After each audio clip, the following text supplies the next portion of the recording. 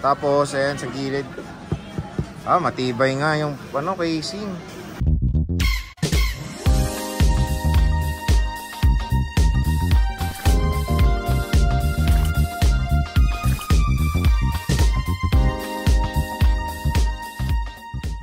Ayan. So hello, what's up mga J-Vlog? Welcome ulit sa panibagong video. And for today's video, ayan, weekend. Pero hindi ako pupunta ng weekend dito sa Green Hills. Ngayon, bibili tayo ngayon kay Ate Met. iPad naman. So i-review natin to iPad mini 6th generation. Meron siya nag-isa dito yung vlog deal namin. Tingnan natin kung matawaran pa natin. So, Hoy, sale na yun.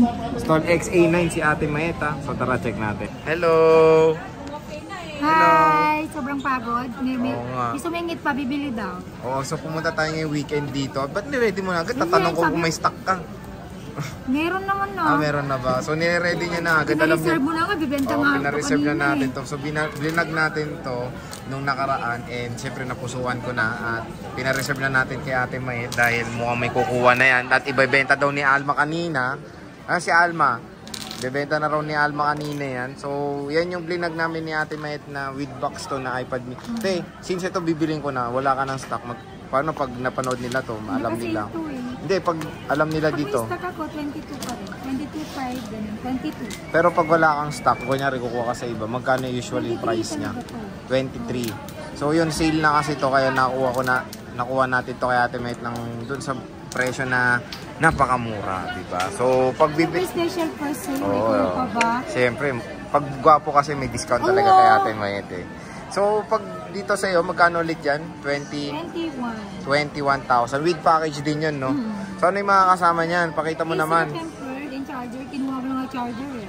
Pakita na, dali. So ayan, ano ba yung mga kasama? Ready na, talaga ni ready. So may charger na. And of course, maganda dito, braided na yung bibigay ni Ate May din sa atin na C2C. So 20 watts charger. May kasama, ganito rin yung usually na kasama, no, pag iba rin bibili, no. So may ganun din ako, yung ano. Wala na, Diyos ko, hindi pwede sa'yo. Hindi daw pwede doon. Pero sa iba pwede, no. And ano pa ito, may flex mo yung promo ulit, nasa na yun. So meron tayong raffle giveaway, monthly to. So every month. So pwede kayo manalo ng every month? Ano yun? Pwede kayo manalo ng brand new na Android phone, isa lang kada buwan niya, no. Specific ka. So 1 unit, 1 coupon yan. Ito yung coupon, nandito naka-print. So hindi na natin makita kasi may mga may mga information na.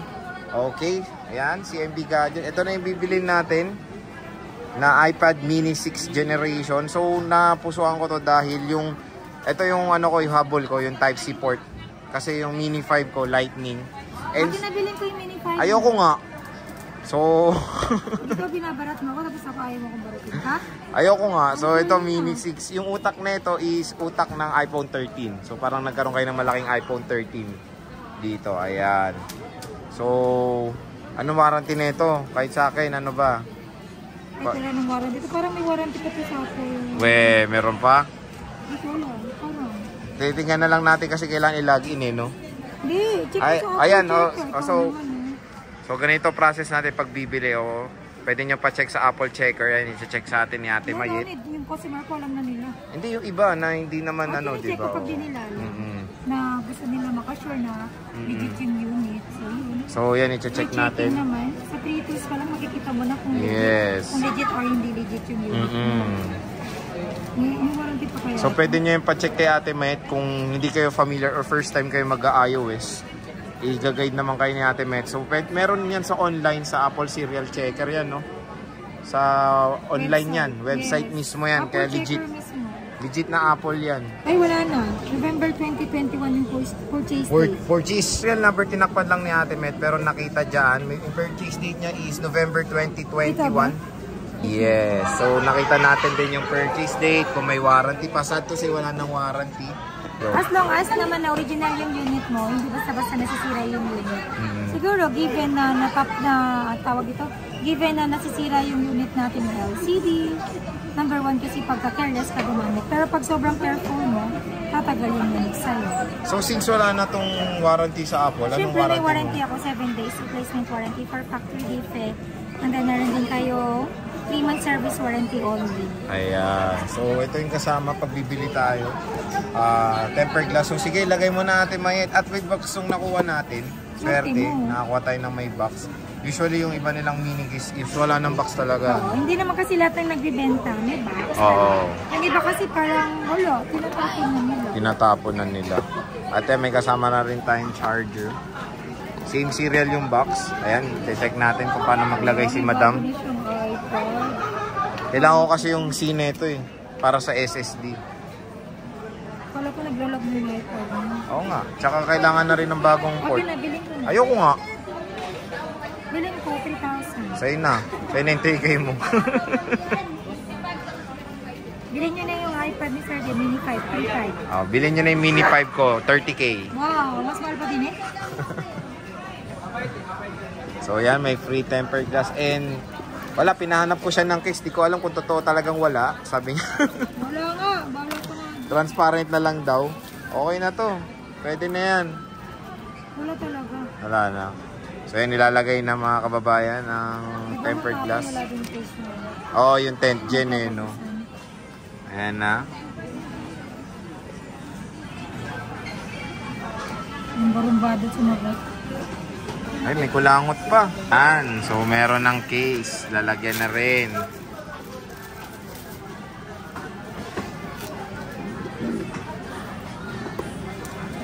Walang pagpala. Transparent ang kasama. Yan, usually yan din rin kasama sa iba, no? Pag Ito lang bibili. naman, shockproof. Nag-request tayo ng iba eh. Wala daw. Pero ang ganda naman na rin, shockproof. Shockproof So, hindi kayo makukuryente dito. All goods na. Ah, Tapos, ayan, sa gilid. Matibay nga yung casing. uy, bahala ko. So, tingnan natin. May password pa. Tingnan natin yung camera, baka sira. Ay, gumagana. Pangit ka dito, okay to, gumagana siya, legit. Cute, no? So, with box yan.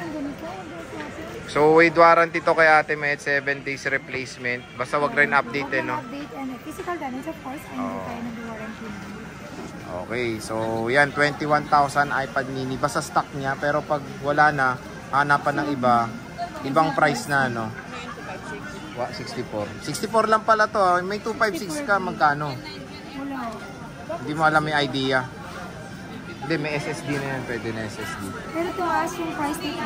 At sa ano rin, sa mall, tumaas yan. 36K na. Ayan, so sige te, okay na yan. Bye-bye.